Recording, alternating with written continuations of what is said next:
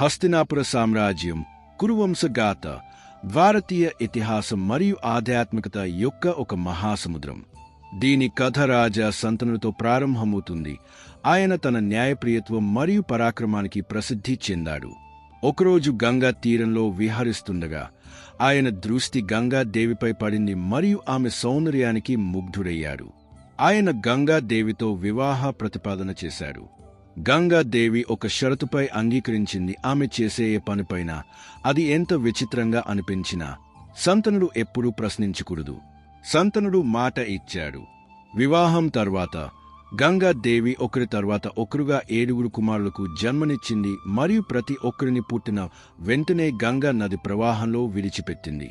శంతనుడు మాటకు కట్టుబడి ఉండటం వల్ల ఈ హృదయ విదారక దృశ్యాన్ని మౌనంగా చూస్తూ ఉండిపోయాడు. 8వ కుమారుడు జన్మించినప్పుడు గంగాదేవి అతన్ని కూడా నదిలో విడిచిపెట్టబోతుండగా శంతనుడి సహనం నశించింది. ఆయన గంగాదేవిని ఆపి కారణం అడిగాడు. షరతు ఉల్లంఘించడంతో గంగాదేవి తన నిజ స్వరూపాన్ని వెల్లడించి, వారు వశిష్ఠ మహర్షిచే శపించబడిన వసువులని, అందుకే మానవ జన్మ ఎత్తవలసి వచ్చిందని చెప్పింది. గంగాదేవి వారికి జన్మనిచ్చి శాపం నుండి విముక్తి కలిగించింది. శంతనుడు కాపాడిన 8వ కుమారుని ఆమె బ్రతికి ఉండనిచ్చి తాను అంతర్ధానమైంది. ఈ 8వ కుమారుడే దేవవ్రతుడు. తరువాత తన తండ్రి శంతనుడి సంతోషం కోసం సత్యవతితో ఆయన వివాహం జరిపించడానికి జీవితాంతం బ్రహ్మచర్యం పాటిస్తానని మరియు సింహాసనాన్ని త్యజిస్తానని భీషణ ప్రతిజ్ఞ చేశాడు. ఈ అపూర్వ ప్రతిజ్ఞ కారణంగానే ఆయన పేరు భీష్ముడు అయింది. ఆయన హస్తినాపుర సింహాసనంపై ఎవరు ఆసీనులైనా దానికి ఎల్లప్పుడూ విధేయుడిగా ఉంటానని మరియు దాన్ని రక్షిస్తానని కూడా వాగ్దానం చేశాడు. భీష్ముడి ఈ ప్రతిజ్ఞ కురువంశ భవిష్యత్తు సనతులను తీవ్రంగా ప్రభావితం చేయబోతోంది. రాజా శంతనుడు కేవటరాజు కుమార్తె సత్యవతిని వివాహం చేసుకున్నాడు. ఆమె తన కుమారుడే హస్తినాపురానికి వారసు కావాలని షరతు పెట్టింది.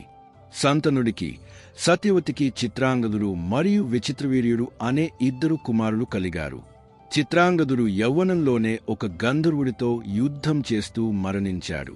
విచిత్రవీర్యుడు హస్తినాపురానికి రాజు అయ్యాడు, కాని సంతానం లేకుండానే క్షయవ్యాధితో మరణించాడు. కురువంశం అంతరించిపోయే ప్రమాదం ఏర్పడింది. అప్పుడు రాజమాత సత్యవతి తన వివాహానికి ముందు పరాశర మహర్షితో ఉన్న సంబంధం ద్వారా జన్మించిన తన జ్యేష్ఠపుత్రుడు కృష్ణ ద్వైపాయన వ్యాసుని స్మరించుకుంది. వ్యాసుడు వేద పండితుడు మరియు గొప్ప తపస్వి. సత్యవతి అభ్యర్థన మేరకు వంశాన్ని కొనసాగించడానికి వ్యాసుడు నియోగ పద్ధతి ద్వారా విచిత్రవీర్యుడి విధవరానులైన అంబిక మరియు అంబాలికలకు సంతానం ప్రసాదించడానికి అంగీకరించారు. వ్యాసుడు తన తపస్వి రూపంలో అంబిక గదిలోకి వెళ్ళినప్పుడు ఆయన తేజస్సు మరియు జటలతో కూడిన రూపాన్ని చూసి అంబిక భయంతో కళ్ళు మూసుకుంది.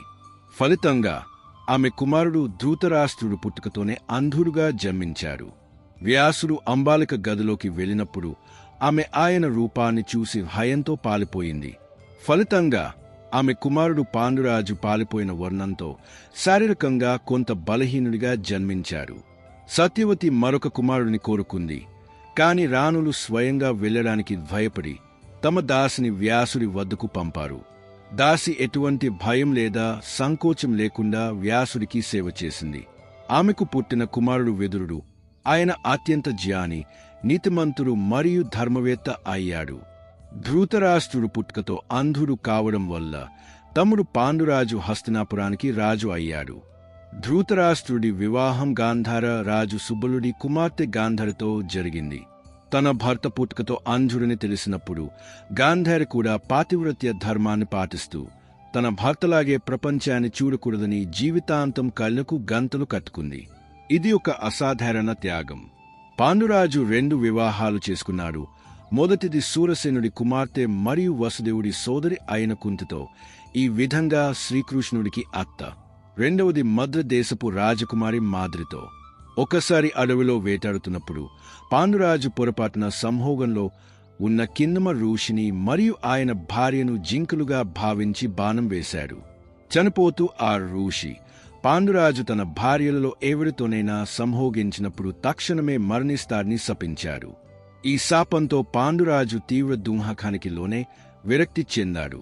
ఆయన రాజ్య భారాన్ని ధృతరాష్ట్రుడికి, జీష్ముడికి అప్పగించి తన భార్యలతో కలిసి అడవిలో నివసించడానికి వెళ్ళిపోయారు. సంతానం కావాలనే కోరిక బలంగా ఉండటంతో కుంతి తన చిన్నతనంలో దుర్వాస మహర్షి నుండి పొందిన వరం గురించి పాండురాజుకు చెప్పింది. ఆ వరం ప్రభావంతో ఆమె ఏ దేవతనైనా ఆహ్వానించి కుమారుడిని పొందగలదు. పాండురాజు కోరిక మేరకు కుంతి యమధర్మరాజును ఆహ్వానించింది. ఆయన వల్ల సత్యం మరియు ధర్మానికి ప్రతీక అయిన యుధిష్ఠిరుడు జన్మించాడు. తరువాత వాయుదేవుడిని ఆహ్వానించింది. ఆయన వల్ల మహాబలశాలి జీముడు జన్మించాడు. ఆ తర్వాత దేవేంద్రుడిని ఆహ్వానించగా ఉత్తమ ధనుర్ధారి అర్జునుడు జన్మించారు. పాండురాజు కోరికపై కుంతి ఈ మంత్రాన్ని మాద్రికి కూడా నేర్పింది. మాద్రి అశ్విని కుమారులను, దేవతల వైద్యులు ఆహ్వానించింది. వారి వల్ల ఆమెకు నకులుడు మరియు సహదేవుడు అనే 2 కవల కుమారులు జన్మించారు. వారు సౌందర్యం మరియు జ్ఞానంలో నిపుణులు. ఈ 5 కుమారులు పాండవులుగా పిలువబడ్డారు. మరోవైపు హస్తినాపురంలో గాంధారి వ్యాసుడి వరం వల్ల గర్భం ధరించింది. కాని 2 సంవత్సరాలు గడిచినా ప్రసవం కాలేదు. కుంతికి కుమారుడు కలిగాడని విన్నప్పుడు ఆమె ఈర్ష్య మరియు కోపంతో తన కడుపుపై కొట్టుకుంది. దానివల్ల ఒక మాంసపు ముద్ద జన్మించింది. వ్యాసుడు ఆ మాంసపు ముద్దను 101 ముక్కలుగా చేసి నెయ్యి నింపిన వేర్వేరు కుండలలో ఉంచాడు. సమయం వచ్చినప్పుడు ఆ కుండల నుండి 9 కుమారులు మరియు 1 కుమార్తె జన్మించారు. అందరికంటే ముందు దుర్యోధనుడు జన్మించాడు. అతని జనన సమయంలో అసుధా శకునాలు కనిపించాయి. ఇతర ముఖ్యమైన కుమారులలో దుశ్శాసనుడు, వికర్ణుడు మొదలైన వారు ఉన్నారు. ఈ 9 సోదరులు కౌరవులుగా పిలువబడ్డారు. కుమార్తె పేరు దుస్సల. ఆమె వివాహం సింధురాజు జయద్రథుడితో జరిగింది. పాండురాజు మరణం తర్వాత మాద్రితో అనుకోకుండా కలవడం వల్ల ఋషి శాపం ఫలించి కుంతి 5 పాండవులను తీసుకుని హస్తినాపురానికి తిరిగి వచ్చింది. పాండురాజు లేనప్పుడు ఆపై ఆయన మరణం తర్వాత సింహాసనంపై కూర్చున్న ధృతరాష్ట్రుడు తన కుమారుల పట్ల, ముఖ్యంగా దుర్యోధనుడి పట్ల అధికమైన వాత్సల్యం, పుత్ర వ్యామోహం కలిగి ఉన్నాడు. ఈ పుత్ర వ్యామోహమే భవిష్యత్తులో అధర్మానికి, అన్యాయానికి కారణమైంది. పాండవులు మరియు కౌరవుల విద్యాభ్యాసం కృపాచార్యుడి వద్ద, ఆపై గురు ద్రోణాచార్యుడి ఆశ్రమంలో కలిసి జరిగింది. ద్రోణాచార్యుడు వారికి శస్త్ర మరియు శాస్త్ర విధులలో ప్రావీణ్యం కల్పించాడు. ఇక్కడే పాండవుల శ్రేష్ఠత మరియు కౌరవుల ఈర్ష్య స్పష్టంగా కనిపించాయి. అర్జునుడు ధనుర్విద్యలో అద్వితీయుడిగా నిలిచాడు. జీముడు గదాయుద్ధంలో ప్రవీణుడు మరియు శారీరక బలంలో అందరికంటే ముందున్నాడు. యుధిష్ఠిరుడు బల్లెం విసరడంలో నిపుణుడు మరియు ధర్మపరాయణత్వానికి పేరుగాంచాడు. నకులుడు మరియు సహదేవుడు ఖడ్గవిద్య మరియు నీతిశాస్త్రంలో నైపుణ్యం కలిగి ఉన్నారు. దుర్యోధనుడు ముఖ్యంగా జీముడిపై అసూపరేవాడు మరియు అతన్ని చంపడానికి అనేక విఫల ప్రయత్నాలు చేశారు. ఉదాహరణకు విషం పెట్టి గంగలో పడవేయడం. మరోవైపు కుంతికి వివాహానికి ముందు సూర్యదేవుడి వరం వల్ల జన్మించి లోకనింద భయంతో నదిలో వదిలివేయబడిన కర్ణుడు, సూతుడైన అధిరథుడు మరియు అతని భార్య రాధ ద్వారా పెంచబడ్డాడు. కర్ణుడు కూడా ద్రోణాచార్యుడి వద్ద విద్య నేర్చుకోవాలని కోరుకున్నాడు. కాని సూతపుత్రుడు కావడం వల్ల అతనికి అవకాశం లభించలేదు. తరువాత అతను తనను తాను బ్రాహ్మణుడిగా చెప్పుకుని పరశురాముడి వద్ద శస్త్ర విద్య నేర్చుకున్నాడు. కాని చివరికి అతని నిజం బయటపడటంతో సరైన సమయంలో తాను నేర్చుకున్న బ్రహ్మాస్త్ర విద్యను మర్చిపోతావని పరశురాముడు శపించాడు. కర్ణుడు దుర్యోధనుడికి పరమ మిత్రుడయ్యాడు మరియు దుర్యోధనుడు అతనికి అంగరాజ్యాన్ని ఇచ్చి గౌరవించాడు. కర్ణుడు తన దానగుణం మరియు యుద్ధ నైపుణ్యానికి ప్రసిద్ధి చెందాడు. కాని దుర్యోధనుడి పట్ల అతని స్నేహం అతని అధర్మం వైపు నడిపించింది. రాజకుమారుల విద్య పూర్తయిన తర్వాత వారి నైపుణ్యాలను ప్రదర్శించడానికి ఒక వేడుక ఏర్పాటు చేయబడింది. అర్జునుడు తన ధనుర్విద్య అద్భుతాలతో అందరినీ ఆశ్చర్యపరిచాడు. అప్పుడే కర్ణుడు సభలోకి ప్రవేశించి అర్జునుడిని ద్వంద్వ యుద్ధానికి ఆహ్వానించాడు. కృపాచార్యుడు కర్ణుడి కులం మరియు గోత్రం గురించి అడిగాడు. దానితో కర్ణుడు అవమానంగా భావించాడు. అప్పుడు దుర్యోధనుడు తక్షణమే కర్ణుడిని అంగరాజ్యానికి రాజుగా ప్రకటించాడు. తద్వారా అతను అర్జునుడితో యుద్ధం చేయడానికి అర్హుడయ్యాడు. ఇక్కడి నుండే కర్ణుడు మరియు దుర్యోధనుడి మధ్య గాఢమైన స్నేహం ప్రారంభమైంది. పాండవుల పెరుగుతున్న ప్రజాదరణ, ముఖ్యంగా యుధిష్ఠిరుడి ధర్మాచరణం మరియు అర్జునుడి పరాక్రమం వల్ల దుర్యోధనుడు మరియు అతని మేనమామ శకుని, గాంధారి సోదరుడు, తన కుటిల బుద్ధికి ప్రసిద్ధి యొక్క ఈర్ష్య తారాస్థాయికి చేరుకుంది. శకుని పాండవులను అడ్డు తొలగించుకోవడానికి కుట్ర పన్నడం ప్రారంభించాడు. అతను ధృతరాష్ట్రుడిని ప్రభావితం చేసి పాండవులను వారణావతం అనే ప్రదేశానికి పంపాడు. అక్కడ పురోచనుడు అనే శిల్పితో లక్క మరియు ఇతర మండే పదార్థాలతో ఒక గొప్ప భవనం, లాక్షాగృహం నిర్మింపజేశాడు. రాత్రిపూట భవనానికి నిప్పు పెట్టి పాండవులను, కుంతిని కాల్చి చంపాలనేది పథకం. పాండవుల శ్రేయోధిలాషి అయిన విదురుడు యుధిష్ఠిరుడికి సంకేత భాషలో ఈ కుట్ర గురించి తెలియజేశాడు మరియు తప్పించుకోవడానికి ఒక రహస్య సొరంగాన్ని నిర్మించుకోమని సూచించారు. పాండవులు విదురుడు పంపిన పనివాడి సహాయంతో భవనం కింద నుండి అడవి వరకు ఒక సొరంగాన్ని త్రవ్వుకున్నారు. పురోచనుడు భవనానికి నిప్పు పెట్టాలని పథకం వేసిన రాత్రే పాండవులు స్వయంగా భవనానికి నిప్పు పెట్టారు. అందులో యాదృచ్ఛికంగా ఒక బోయ వనిత తన 5 కుమారులతో సహా కాలిపోయింది. దీనివల్ల పాండవులు, కుంతి చనిపోయారని ప్రజలు భావించారు మరియు సొరంగం మార్గం ద్వారా సురక్షితంగా బయటపడ్డారు. లాక్షాగృహం నుండి తప్పించుకున్న తర్వాత పాండవులు తమ గుర్తింపును దాచుకోవడానికి బ్రాహ్మణ వేషాలు ధరించారు మరియు అడవులలో వివిధ నగరాలలో తిరగడం ప్రారంభించారు. ఈ సమయంలో ధీముడు హిడింబాసుడు అనే నరధక్షక రాక్షసుడిని ఎదుర్కొన్నాడు. జీముడు హిడింబుడిని వధించాడు. హిడింబుడి సోదరి హిడింబి భీముడిపై మోహితురాలై పాండవులకు సహాయం చేసింది. కుంతి మరియు యుధిష్ఠిరుడి అంగీకారంతో ధీముడు హిడింబిని వివాహం చేసుకున్నారు. వారి వల్ల అతనికి యాంటోత్కచుడు అనే అత్యంత మాయావి మరియు శక్తివంతమైన కుమారుడు కలిగారు. అతను తరువాత కురుక్షేత్ర యుద్ధంలో పాండవుల పక్షాన ముఖ్యమైన పాత్ర పోషించారు. ఆ తరువాత పాండవులు ఏకచక్ర నగరంలో ఒక బ్రాహ్మణ కుటుంబం ఇంట్లో ఆశ్రయం పొంది నివసించడం ప్రారంభించారు. అక్కడ బకాసురుడు అనే రాక్షసుడి భయం ఉండేది. అతనికి ప్రతిరోజు నగరం నుండి ఒక వ్యక్తిని మరియు ఆహారాన్ని పంపేవారు. పాండవులు బస చేసిన బ్రాహ్మణ కుటుంబం వంతు వచ్చినప్పుడు కుంతి వారి స్థానంలో ధీముడిని వెళ్ళమని ఆదేశించింది. జీముడు బకాసురుడిని వధించి నగరవాసులను అతని భయం నుండి విముక్తులను చేశాడు. తిరుగుతూ పాండవులు పాంచాల దేశానికి చేరుకున్నారు. అక్కడ పాంచాల రాజు ద్రుపదుడు తన కుమార్తె ద్రౌపది స్వయంవరాన్ని ఏర్పాటు చేస్తున్నాడు. ద్రుపదుడు ద్రోణాచార్యుడి నుండి తన పాత అవమానానికి ప్రతీకారం తీర్చుకోవాలనుకున్నాడు. ద్రోణుడు ద్రుపదుడిని ఓడించి అతని సగం రాజ్యాన్ని లాక్కున్నాడు. అందుకే అర్జునుడి వంటి పరాక్రమవంతుడిని తన అల్లుడిగా చేసుకోవాలని నిశ్చయించుకున్నాడు. స్వయంవర షరతు చాలా కఠినంగా ఉంది. క్రింద నీటి లేదా నూనె పాత్రలో ప్రతిబింబాన్ని చూసి పైన పైకప్పుపై తిరుగుతున్న చేప కన్నును బాణంతో కొట్టాలి. కర్ణుడు మరియు శల్యుడు సహా అనేక గొప్ప రాజులు, రాజకుమారులు మరియు యోధులు ఈ లక్ష్యాన్ని ఛేదించడంలో విఫలమయ్యారు. కర్ణుడు ప్రయత్నించడానికి ముందుకు వచ్చినప్పుడు ద్రౌపది తాను సూతపుత్రుడిని వివాహం చేసుకోనని చెప్పి అతన్ని ఆపింది. కొన్ని కథనాలలో కర్ణుడు లక్ష్యాన్ని ఛేదించడంలో విఫలమవుతాడు. చివరగా బ్రాహ్మణ వేషంలో ఉన్న అర్జునుడు ముందుకు వచ్చాడు. ఆయన సులభంగా ధనుస్సును ఎత్తాడు, నారిని సంధించాడు మరియు క్షణంలో క్రింద చూసి పైన తిరుగుతున్న చేప కన్నును ఛేదించాడు. సభలో ఉన్న బ్రాహ్మణులు, ఋషులు సంతోషించారు. అయితే ఒక బ్రాహ్మణుడు రాజకుమారుని గెలుచుకున్నారని క్షత్రియ రాజులలో ఆగ్రహం పెరిగింది. వారు పాండవులపై దాడి చేయడానికి ప్రయత్నించారు, కాని భీమార్జునులు కలిసి వారిని ఓడించారు. పాండవులు ద్రౌపదిని తీసుకుని తమ కుటీరానికి చేరుకున్నారు. వారు బయటి నుండే తల్లి కుంతిని పిలిచారు. అమ్మా, చూడు, మేము ఈరోజు ఎంత అద్భుతమైన భిక్ష తెచ్చామో. కుంతి అప్పుడు ఏదో పనిలో నిమగ్నమై ఉంది. ఆమె చూడకుండానే లోపలి నుండి సమాధానం ఇచ్చింది. కుమారులారా, ఏది తెచ్చినా మీలో మీరు సమానంగా పంచుకోండి. కుంతి బయటకు వచ్చి ద్రౌపదిని చూసినప్పుడు ఆమె తన పొరపాటును గ్రహించి తన నోటి నుండి తెలియకుండానే అలాంటి మాట వచ్చిందని చాలా దుఃఖించింది. యుధిష్ఠిరుడు మరియు ఇతర పాండవులు కూడా ధర్మ సంకటంలో పడ్డారు. అప్పుడే అక్కడ వ్యాసుడు ప్రత్యక్షమయ్యాడు. ఇది విధి విధానమని ఆయన చెప్పాడు. ద్రౌపది పూర్వజన్మలో తనకు సర్వగుణ సంపన్నుడైన భర్త కావాలని పరమశివుడిని వరం కోరింది మరియు ఆమె 5 సార్లు ఈ వరం కోరింది. అందుకే ఆమెకు ఈ జన్మలో 5 భర్తలు లభించాల్సి ఉంది. అంతేకాకుండా తల్లి మాటను నిజం చేయడానికి మరియు సోదరుల మధ్య ఐక్యతను కాపాడటానికి వ్యాసుడు 5 పాండవులను ద్రౌపదితో వివాహం చేసుకోమని ఆదేశించారు. ఈ విధంగా ద్రౌపది 5 పాండవుల భార్య అయింది.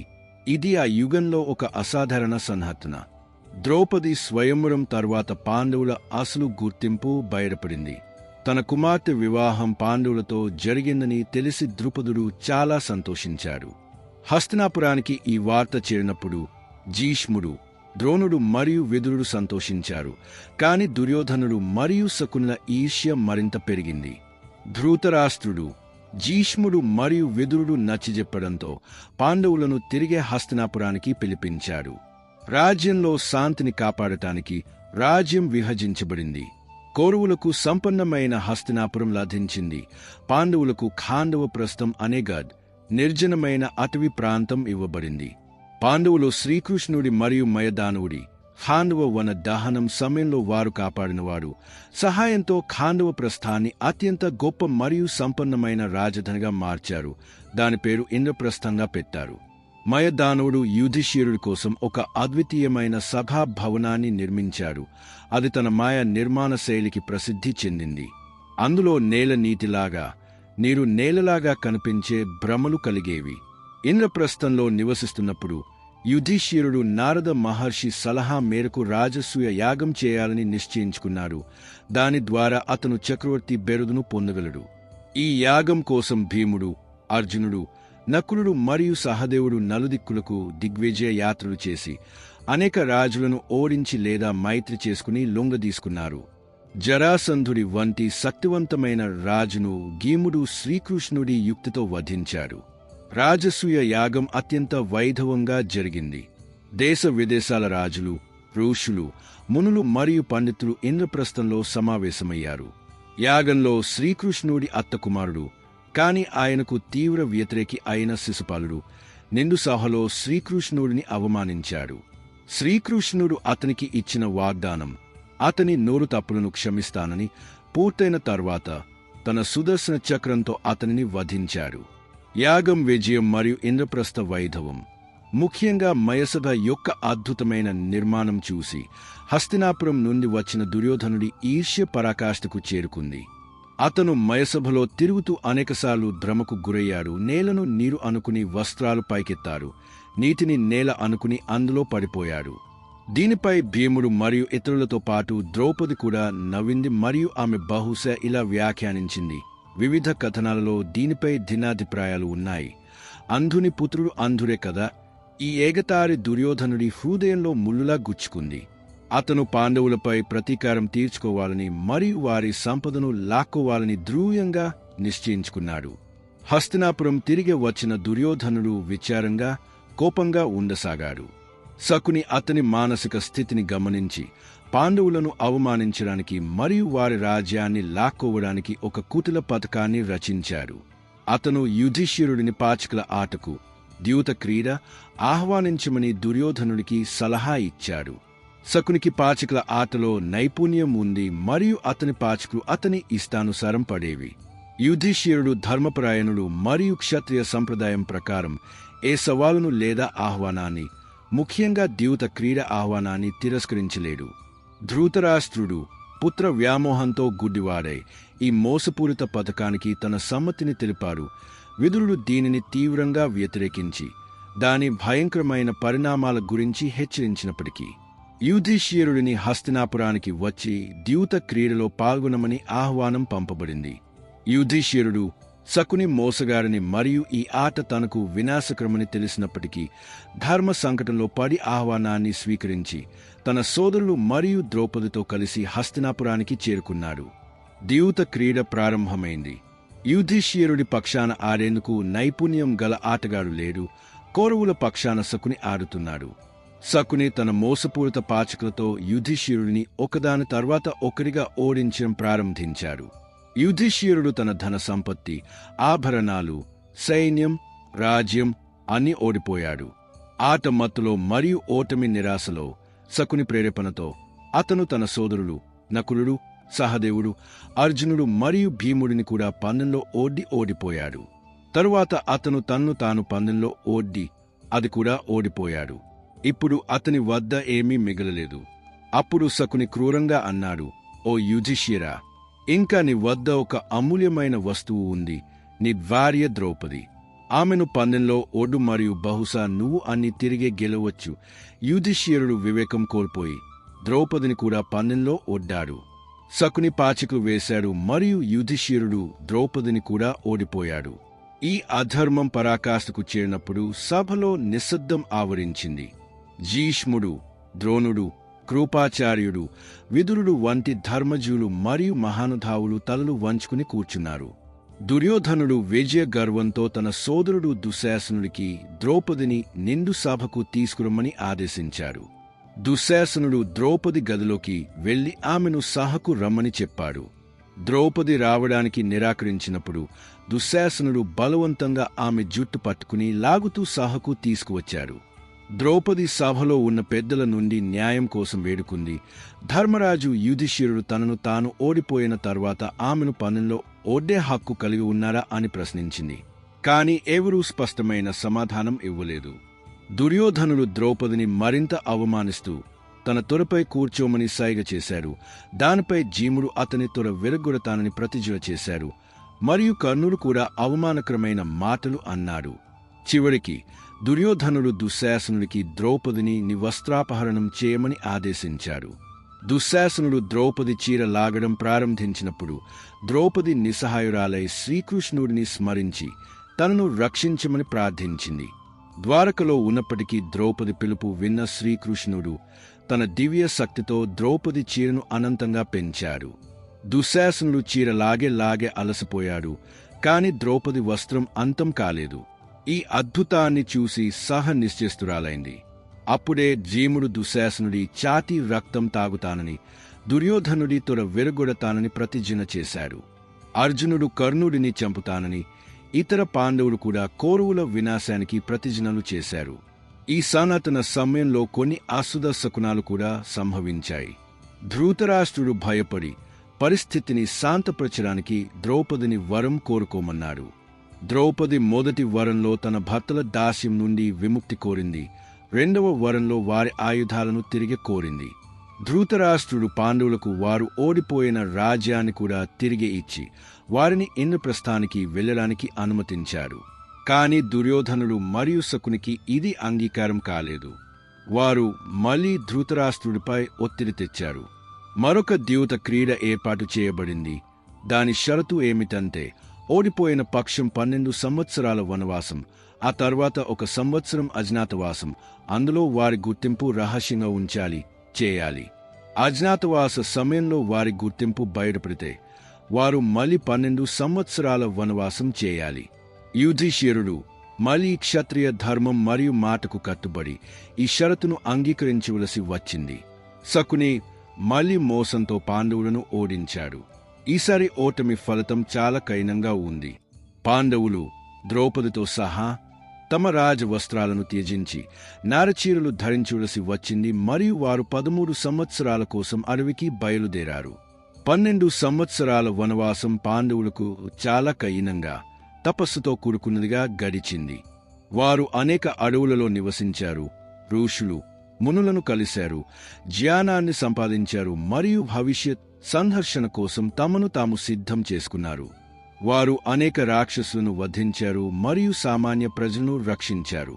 ఈ సమయంలోనే అర్జునుడు శివుడి కోసం తపస్సు చేసి ఆయన నుండి దివ్యమైన పాశుపతాస్త్రాన్ని పొందాడు.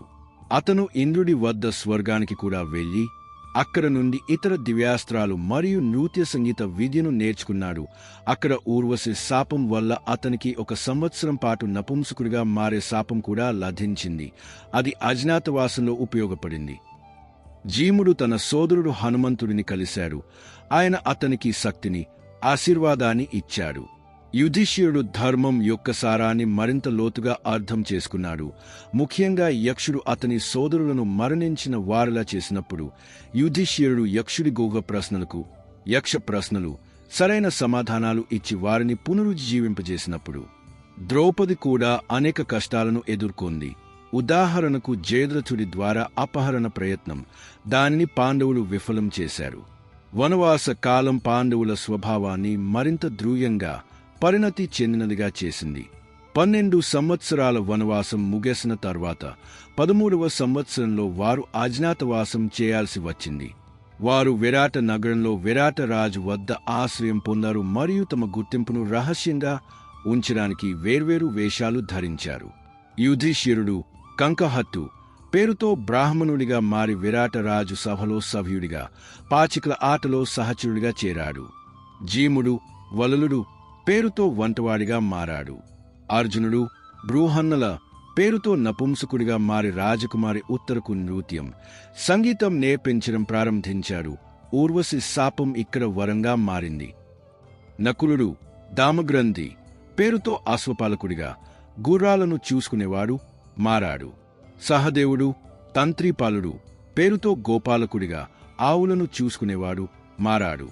ద్రౌపది సైరంధ్రి పేరుతో రాణి సుధిష్ణ దాసిగా మారింది. వారు విజయవంతంగా తమ గుర్తింపును రహస్యంగా ఉంచారు, కాని ఈ సమయంలో కూడా వారు కష్టాలను ఎదుర్కోవలసి వచ్చింది. రాణి సుధేష్ణ సోదరుడు కీచకుడు విరాటుడి సేనాపతి మరియు అత్యంత బలశాలి.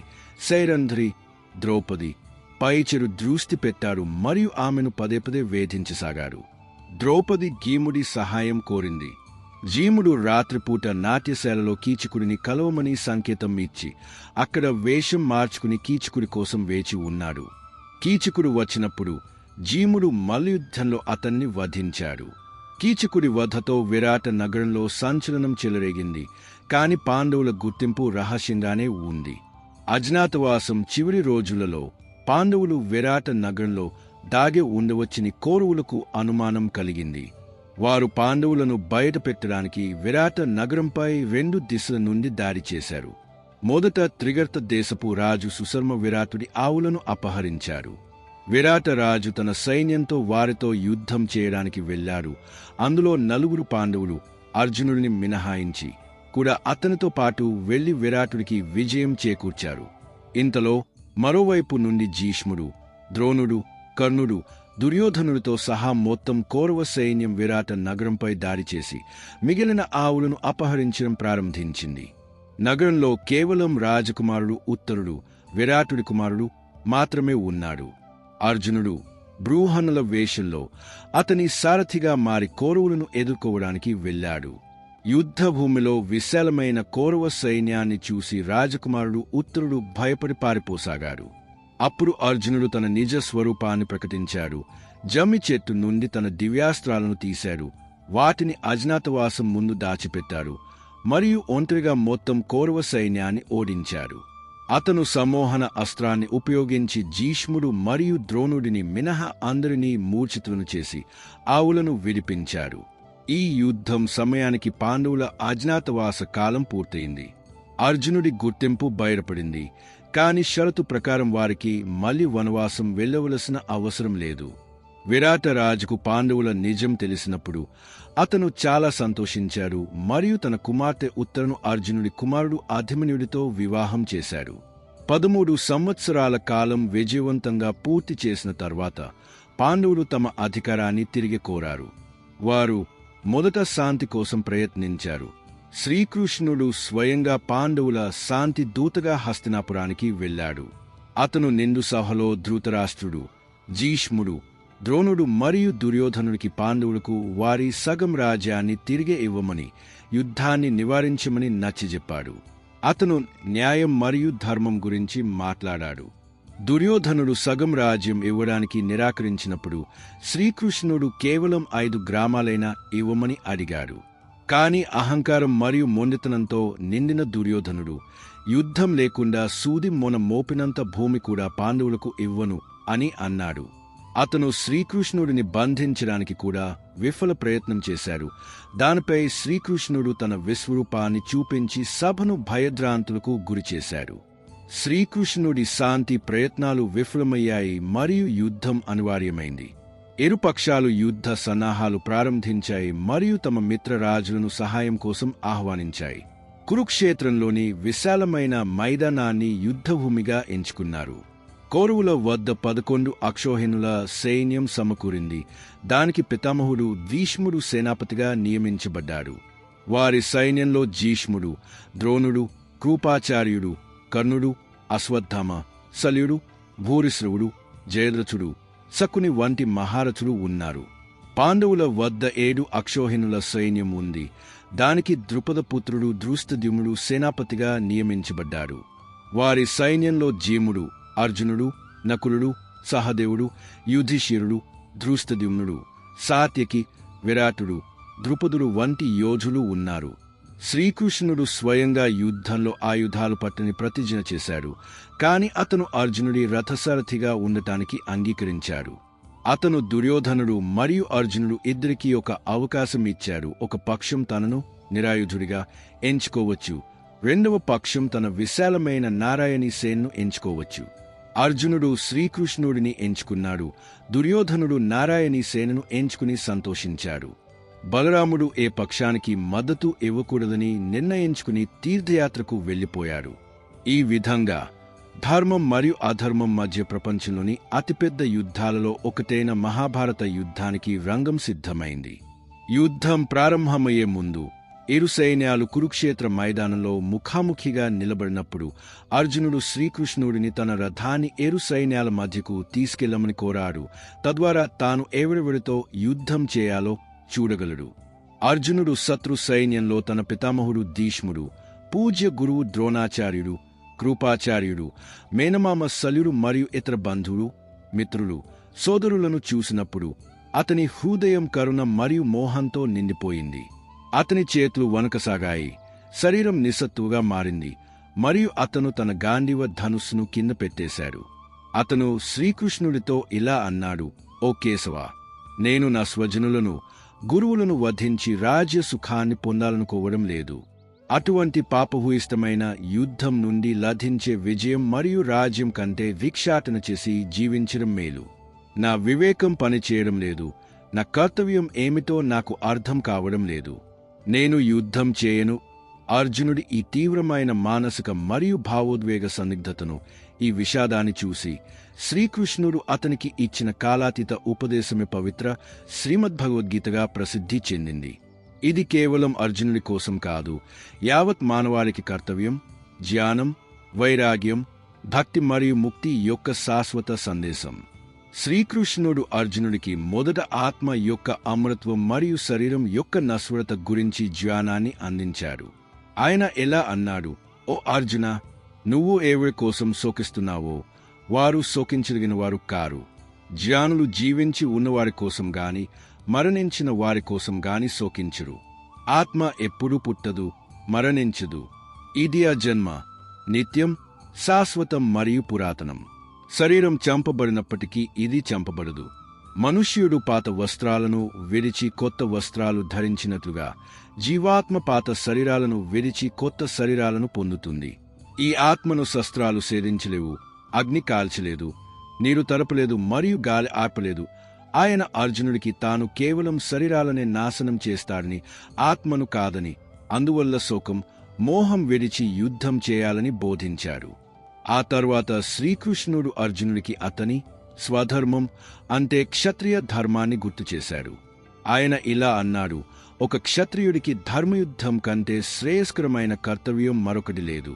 నువ్వు ఈ ధర్మయుద్ధం చేయకపోతే నీ స్వధర్మాన్ని, కీర్తిని కోల్పోయే పాపాన్ని పొందుతావు. ప్రజలు నిన్ను అపకీర్తి పాలు చేస్తారు. అది మరణం కంటే దుఃఖదాయకం. ఆయన యుద్ధంలో మరణిస్తే స్వర్గం లభిస్తుందని, గెలిస్తే భూమిపై రాజ్యాన్ని అనుభవిస్తావని, కాబట్టి నిశ్చయించుకుని యుద్ధానికి సిద్ధపడమని చెప్పాడు. అప్పుడు భగవంతుడు కర్మయోగ సిద్ధాంతాన్ని ప్రతిపాదించాడు. ఇది గీత యొక్క కేంద్ర సందేశం. ఆయన ఎలా అన్నాడు: కర్మణ్యేవాధికారస్తే మా ఫలేషు కదాచన మా కర్మఫలహేతు ధూర్మాతే సంగోస్వకర్మని. అనగా నీకు కర్మ చేయడంలో మాత్రమే అధికారం ఉంది, దాని ఫలాలపై ఎప్పుడూ లేదు. కాబట్టి నువ్వు కర్మల ఫలాలను ఆశించవద్దు మరియు కర్మ చేయకుండా ఉండటంలో నీకు ఆసక్తి ఉండకూడదు. ఆయన నిష్కామ కర్మయోగం ను ఉపదేశించాడు. అంటే ఫలాపేక్ష లేకుండా జయాపజయాలు, లాభనష్టాలు, సుఖదుఃఖాలలో సమభావంతో కేవలం కర్తవ్య పాలన కోసం కర్మ చేయడం. అటువంటి కర్మలు బంధాన్ని కలిగించు మరియు మనిషిని మోక్షం వైపు నడిపిస్తాయి. ఏ మనిషి క్షణం కూడా కర్మ చేయకుండా ఉండలేడని, ప్రకృతి గుణాల వల్ల బలవంతంగా అందరూ కర్మ చేయవలసి ఉంటుందని ఆయన స్పష్టం చేశాడు. కాబట్టి కర్మలను త్యజించడం సాధ్యం కాదు. కర్మఫలాన్ని త్యజించడమే నిజమైన త్యాగం. శ్రీకృష్ణుడు జ్ఞానయోగం యొక్క ప్రాముఖ్యతను కూడా చెప్పాడు. నిజమైన జ్ఞానం ఆత్మ మరియు పరమాత్మ స్వరూపాన్ని తెలుసుకోవడమని ఆయన అన్నాడు. ఈ ప్రపంచం మరియు శరీరం నశ్వరమైనవని, కేవలం ఆత్మ మాత్రమే సత్యమని అర్థం చేసుకోవడం. జ్ఞాని ఇంద్రియాలను అదుపులో ఉంచుకుంటాడు, బుద్ధిని స్థిరంగా ఉంచుకుంటాడు, స్థితప్రజ్ఞుడు మరియు ప్రపంచంలోని ద్వంద్వాల, సుఖదుఃఖాలు, మానవమానాలు నుండి ప్రభావితం కాడు. జ్ఞానం అగ్నిలా అన్ని కర్మలను భస్మం చేస్తుంది. భగవంతుడు భక్తియోగాన్ని కూడా మోక్ష ప్రాప్తికి ఒక సరళమైన మరియు ప్రభావవంతమైన మార్గంగా చెప్పాడు. ఏ భక్తులు అనన్య భావంతో నన్నే చింతిస్తారో, తమ సర్వకర్మలను నాకే అంకితం చేస్తారో మరియు పూర్తి శ్రద్ధతో నా శరణు కోరుతారో, వారిని నేను స్వయంగా ఈ మృత్యురూప సంసార సాగరం నుండి ఉద్ధరిస్తాను అని ఆయన అన్నాడు. ఆయన ఇలా అన్నాడు, సర్వధర్మాన్ పరిత్యజ్య మామేకం శరణం వ్రజ అహం త్వా సర్వపాపేభ్యో మోక్షయిష్యామి మా శుచః. అనగా అన్ని ధర్మాలను, కర్తవ్యాలను విడిచిపెట్టి కేవలం నా శరణు పొందు, నేను నిన్ను సర్వపాపాల నుండి విముక్తుని చేస్తాను, నువ్వు శోకించవద్దు. ఆయన తన వివిధ స్వరూపాలను మరియు విభూతులను వర్ణించాడు. శ్రీకృష్ణుడు ప్రకృతి యొక్క 3 గుణాలైన సత్వగుణం, ప్రకాశం, జ్ఞానం, సుఖం, రజోగుణం, రాగం, కర్మఫలాపేక్ష, క్రియాశీలత మరియు తమోగుణం, అజ్ఞానం, సోమరితనం, ప్రమాదం గురించి వివరంగా వర్ణించాడు. ఈ గుణాలు జీవాత్మను శరీరానికి ఎలా బంధిస్తాయో మరియు మనిషి స్వభావం, కర్మ, శ్రద్ధ, ఆహారం మొదలైన వాటిని ఎలా ప్రభావితం చేస్తాయో ఆయన చెప్పాడు. ఆయన ఈ 3 గుణాలకు అతీతంగా గుణాతీతుడు అయ్యే మార్గాన్ని చెప్పాడు. అర్జునుడి ఆజ్ఞార్థన మేరకు భగవంతుడు శ్రీకృష్ణుడు అతనికి తన విశ్వరూపాన్ని చూపించాడు. ఆ రూపంలో అర్జునుడు సంపూర్ణ బ్రహ్మాండాన్ని, అనంత ముఖాలను, అనంత నేత్రాలను, అనంత భుజాలను, సమస్త దేవతలను, ఋషులను, చరాచర జీవులను మరియు భవిష్యత్తులో జరగబోయే సంఘటనలను, యుద్ధంలో మరణించే యోధులు వంటివి శ్రీకృష్ణుడి శరీరంలోనే చూశాడు. అతను భగవంతుడి అత్యంత తేజమయమైన మరియు భయంకరమైన కాల రూపాన్ని కూడా చూశాడు. అది అందరినీ సంహరిస్తోంది. ఈ అలౌకిక మరియు విస్మయకరమైన దృశ్యాన్ని చూసి అర్జునుడి మోహం పూర్తిగా నశించింది.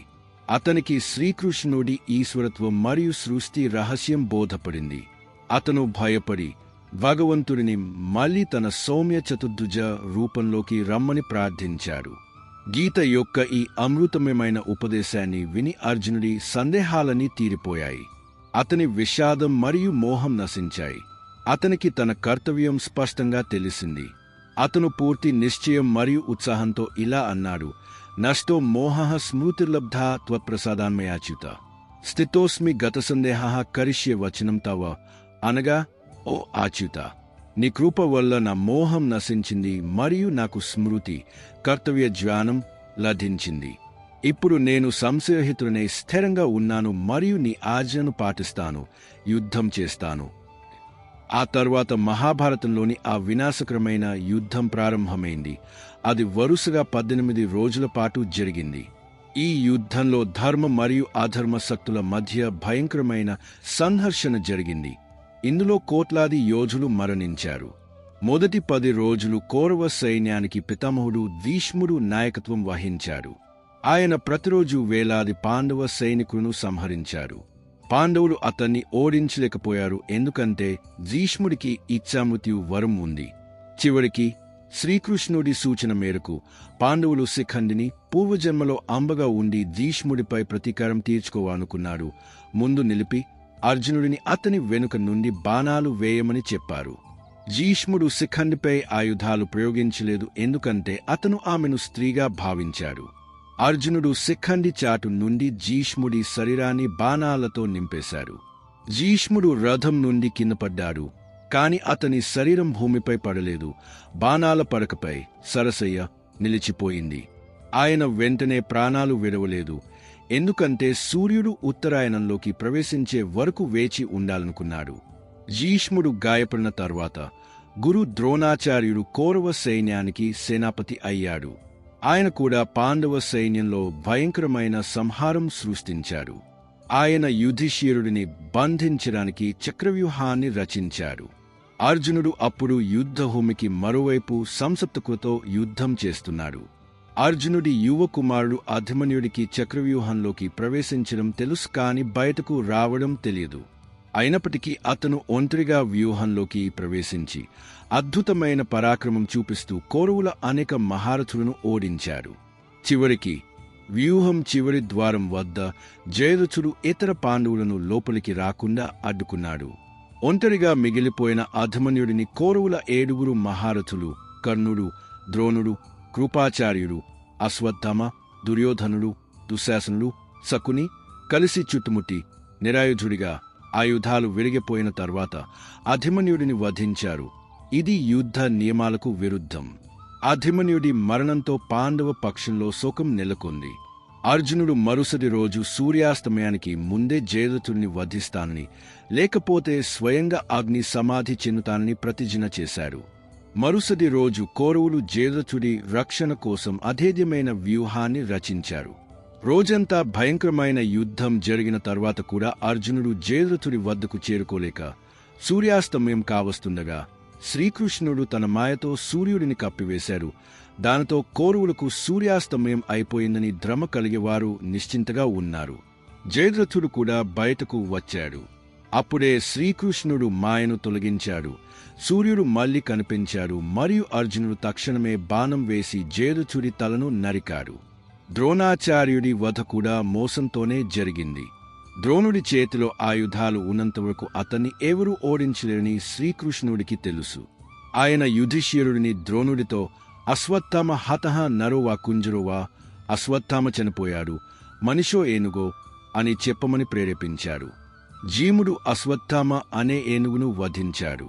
ద్రోణాచార్యుడు యుధిష్ఠిరుడిని ఎప్పుడు అసత్యం పలకనివాడు అశ్వత్థామ మరణాన్ని ధృవీకరించమని అడిగినప్పుడు యుధిష్ఠిరుడు గట్టిగా అశ్వత్థామ హతః, అశ్వత్థామ చనిపోయాడు అని నెమ్మదిగా నరోవా కుంజరోవా, మనిషో ఏనుగో అని అన్నాడు. కుమారుడి మరణ వార్త విని తన కుమారుడు అశ్వత్థామ చనిపోయాడని భావించి ద్రోణాచార్యుడు శోకంలో మునిగిపోయి ఆయుధాలు విడిచిపెట్టి ధ్యానంలో కూర్చున్నాడు. ఇదే అదునుగా ధృష్టద్యుమ్నుడు ద్రోణుడిని వధించడానికే జన్మించినవాడు. ఆయన తలను నరికాడు. ద్రోణుడి తర్వాత కర్ణుడు కౌరవ సైన్యానికి సేనాపతి అయ్యాడు. కర్ణుడు మరియు అర్జునుడి మధ్య భయంకరమైన యుద్ధం జరిగింది. కర్ణుడి వద్ద ఇంద్రుడు ఇచ్చిన అమోఘమైన వాసవి శక్తి ఉంది.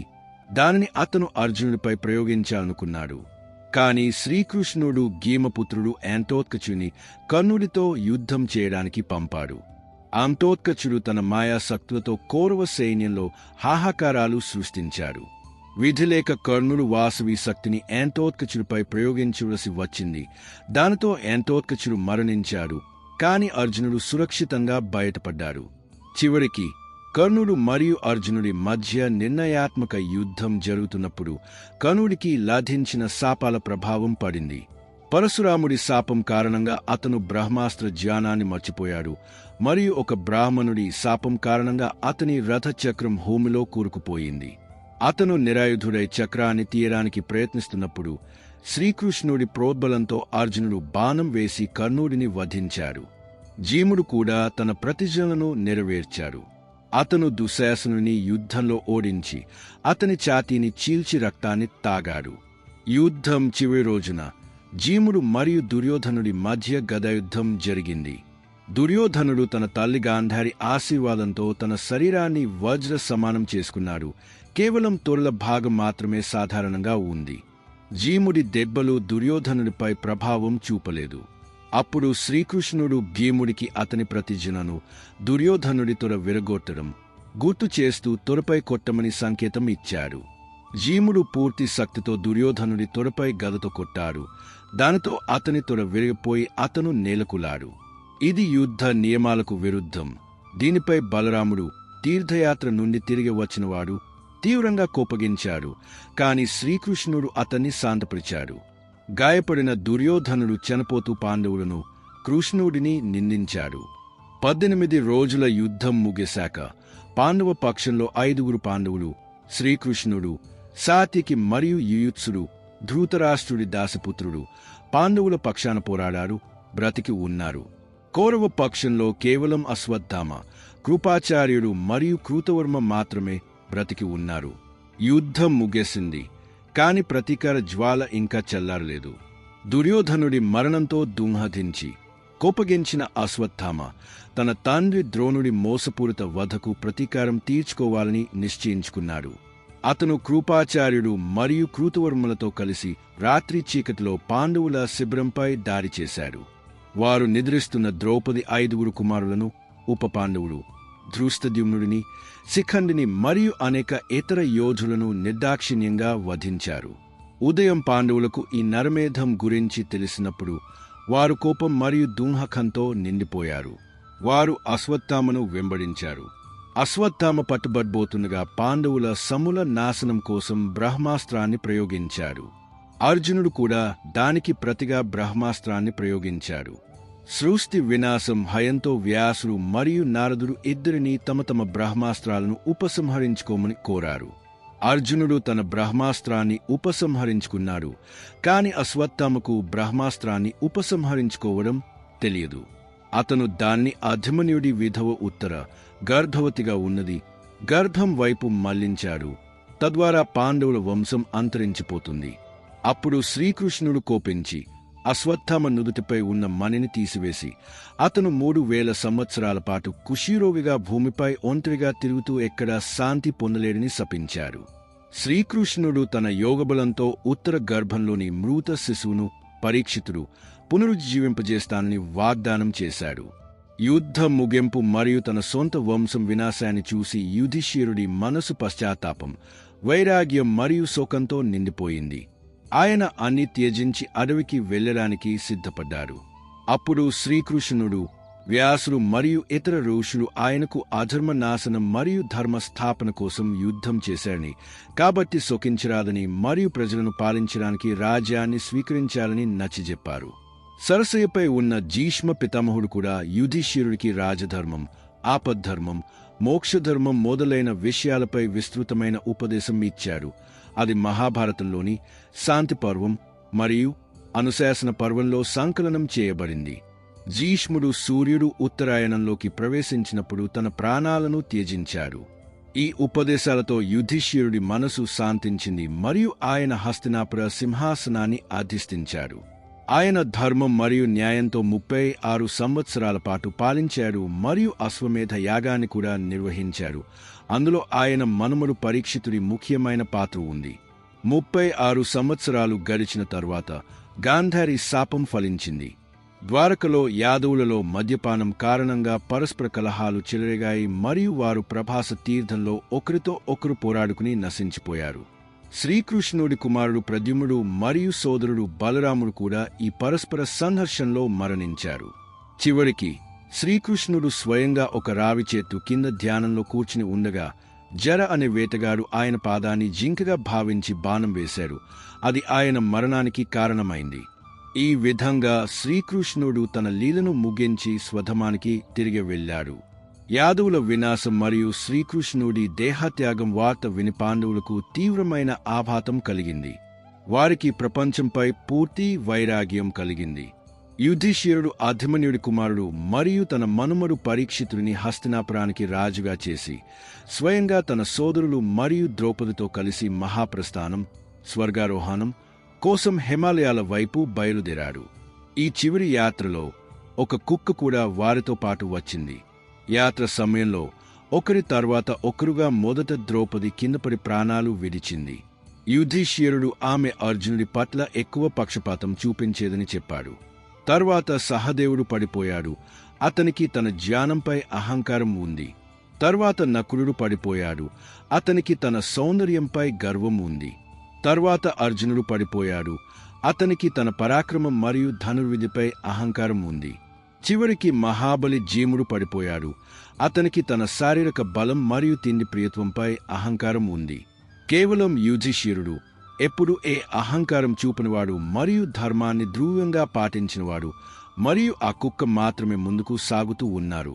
చివరికి దేవేంద్రుడు తన రథాన్ని తీసుకుని యుధిష్ఠిరుడిని సశరీరంగా స్వర్గానికి తీసుకువెళ్లడానికి వచ్చాడు. కాని అతను కుక్కను తనతో తీసుకువెళ్ళడానికి నిరాకరించాడు. యుధిష్ఠిరుడు చివరి వరకు తనతో ఉన్న ప్రాణిని విడిచిపెట్టి తాను ఒంటరిగా స్వర్గానికి వెళ్ళలేనని చెప్పాడు. అప్పుడు ఆ కుక్క తన నిజ స్వరూపంలో ప్రత్యక్షమైంది. ఆయనే స్వయంగా యమధర్మరాజు. యుధిష్ఠిరుడి చివరి పరీక్షను తీసుకుంటున్నాడు.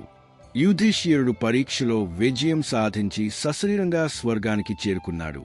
అక్కడ ఆయన మొదట దుర్యోధనుడు మొదలైన కౌరవులను చూశాడు. వారి యుద్ధంలో వీరమరణం పొందిన పుణ్యం కారణంగా. తర్వాత ఆయనకు ఒక క్షణం పాటు నరకం దృశ్యం చూపించబడింది. అక్కడ ఆయన సోదరులు మరియు ద్రౌపది కష్టాలు అనుభవిస్తున్నట్లు కనిపించారు, వారి చిన్న చిన్న పాపాలు లేదా జ్రమల కారణంగా. యుధిష్ఠిరుడు తన ప్రియమైన వారితోనే ఉంటానని, అది నరకమైనా సరే అని అన్నాడు. ఇది ఆయన చివరి పరీక్ష. ఆ తర్వాత మాయతెర తొలగిపోయింది మరియు ఆయన తన సోదరులు, ద్రౌపది మరియు ఇతర ప్రియమైన వారిని అసలైన స్వర్గంలో వారి వారి స్థానాల్లో ప్రతిష్ఠితులై ఉండటం చూశాడు. మహాభారతం యొక్క ఈ విశాలమైన కథ కేవలం యుద్ధం మరియు రాజకీయాల కథ కాదు. ఇది మానవ జీవితంలోని ప్రతి అంశాన్ని, ధర్మం, అధర్మం, కర్తవ్యం, మోహం, లోధం, ఈర్ష్య, ప్రేమ, త్యాగం, వీరత్వం, పెరికితనం, జ్ఞానం, అజ్ఞానం, కర్మఫలం, విధి మరియు దైవకృప స్పృశించే ఒక మహాకావ్యం. జీవితమే ఒక కురుక్షేత్రమని, అక్కడ మనం నిరంతరం ఒప్పుతప్పుల మధ్య ఎంపిక చేసుకోవాల్సి ఉంటుందని ఇది మనకు బోధిస్తుంది. ఈ మహాకావ్యానికి తాత్విక హృదయమైన శ్రీమద్ భగవద్గీత మనకు నిష్కామ కర్మ, జ్ఞానం మరియు భక్తి మార్గాలను చూపిస్తూ జీవితంలోని సవాళ్లను ఎదుర్కోవడానికి మరియు అంతిమంగా మోక్షం పొందడానికి దారి చూపిస్తుంది. ఆత్మ యొక్క అమరత్వం, కర్మల అనివార్య ఫలాలు మరియు ధర్మ మార్గంలో నడవాల్సిన ఆవశ్యకత, ఇవి మహాభారతం మరియు గీతల శాశ్వత సందేశాలు. ఇవి నేటికి అంతే విలువైనవిగా నిలుస్తూ రాబోయే తరాలకు మార్గనిర్దేశం చేస్తూనే ఉంటాయి. ఈ కథ అంతిమంగా సత్యం మరియు ధర్మమే విజయం సాధిస్తాయని, మార్గం ఎంత కష్టమైనా సరే అని గుర్తు చేస్తుంది. పరమాత్మపై అచంచల విశ్వాసం మరియు తమ కర్తవ్యాలను నిష్కామ భావంతో నిర్వర్తించడమే జీవిత సారం.